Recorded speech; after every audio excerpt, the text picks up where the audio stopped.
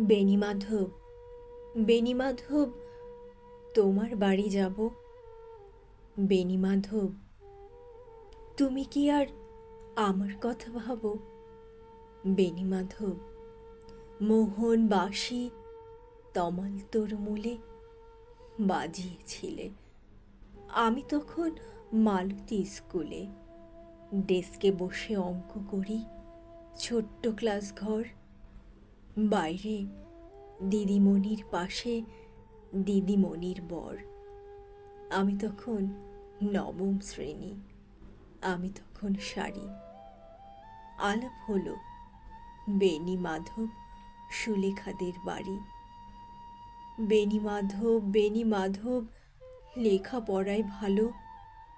শহর থেকে বেড়াতে এলে আমার রং কালো।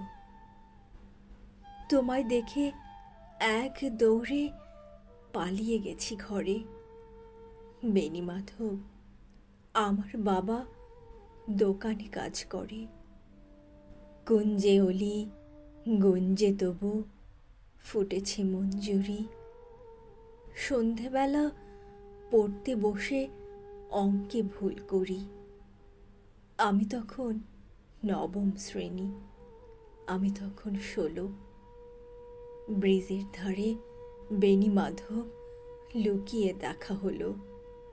বেণীমাধব, বেণীমাধব, এতদিনের পরে সত্যি বলো, সেসব কথা এখনো মনে পড়ে?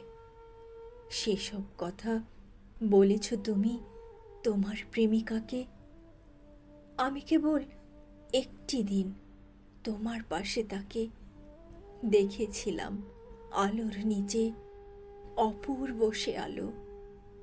স্বীকার করি, দুজনকেই মানিয়েছিল ভালো। জুড়িয়ে দিল চোখ আমার, পুড়িয়ে দিল চোখ। বাড়িতে এসে বলেছিলাম ওদের ভালো হোক। রাতে এখন ঘুমাতে যাই একতলার ঘরে।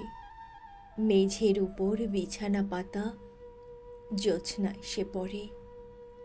আমার পরে যে বোন ছিল চোরাপথের বাঁকে মিলিয়ে গেছে, জানি না আজ কার সঙ্গে থাকে। আজ জুটেছে, কাল কি হবে, কালের ঘরে শনি।